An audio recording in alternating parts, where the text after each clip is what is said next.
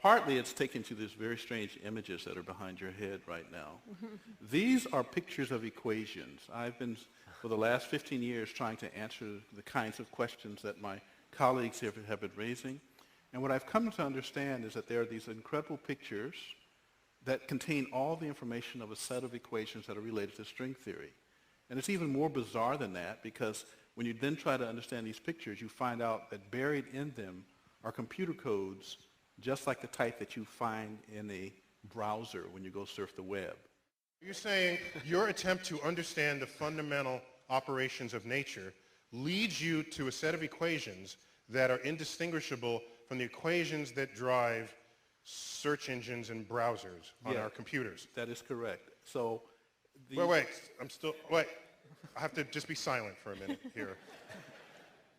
So you're saying as you dig deeper, you find computer code writ in the fabric of the cosmos.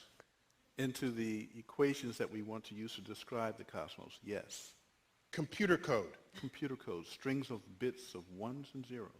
It's not just sort of resembles computer code. You're saying it is computer code. It's not even just is computer code. It's a special kind of computer code that was invented by a scientist named Claude Shannon in the 1940s. That's what we find very, very deeply inside the equations that occur in string theory and in general in systems that we say are supersymmetric. Some of those codes are showing on the screen behind you right now.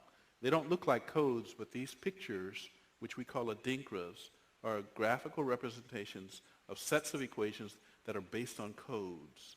That in the description of our universe, that is a supersymmetrical universe, which we were going to test in the LHC. If you believe that description, I can show you the presence of these codes. That's my statement. Do you have any predictions in your ideas, or any ways to test any of your ideas any more than, say, the guy over on the screen? The work that I'm doing is, in fact, so theoretical that we don't understand yet whether it is even possible to complete the program. We have found these strange graphs. We know that they are equivalent to equations, and we have found in these equations computer codes. And so that's where we are right now. So I cannot give you a prediction. This work is less than 2 years old. But it's not that you recognize that you will need a prediction in order to. Someone recently asked me, said, well, you don't care about experiments, do you?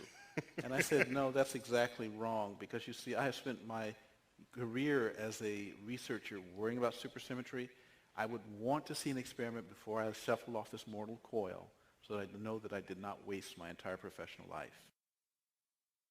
This is towards Dr. Gates. I'm curious about your theory. You say there's computer code in these equations. Now, computer code is generally just instructions for a processor.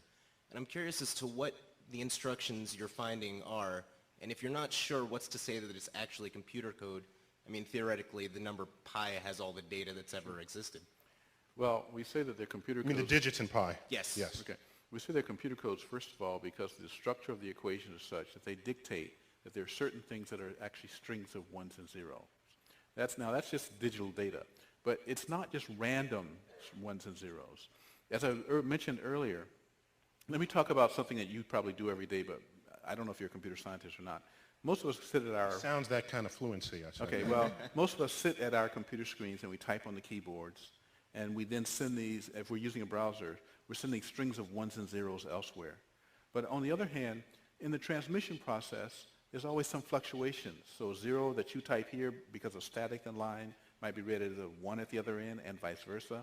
And so in fact, when you sit and type on the keyboard, your computer's doing something behind your back. Namely, it throws in a bunch of extra ones and zeros, and these things are called error correcting codes, so that the computer at the other end can look at the whole collection of what you typed plus what was sent and figure out if there were bits that were being flipped back and forth. And that's how you get accurate transmission of digital data. Among the codes that are used for this purpose are a special class of codes that are called block linear self-dual error correcting codes. They were first, in fact, the Shannon extended checksum code is an example of one of these things. These are the codes that we find buried in the equations. Not just any code, but these self-dual error-correcting block codes. It's quite remarkable for anyone that I've talked to. We have no idea what these things are doing there. Any literature out? I'm sorry? Do you have any literature out that... I can give you technical references that almost nobody in the world can understand. But Jim, I thought you had a popular level article on this? Thank you. Yes, actually, so this past June, the British journal Physics World asked me to write a popular level description of what we have found. So in the June edition of Physics World, and it's published in London, the cover story is called Symbols of Power. It's about these weird symbols that have been showing behind us. We call these things adinkras. And so for a popular level description, yes, we've written that. But other than this one popular level description, it's all technical gobbledygook. And that's a technical term, by the way. Gobbledygook. Thank you.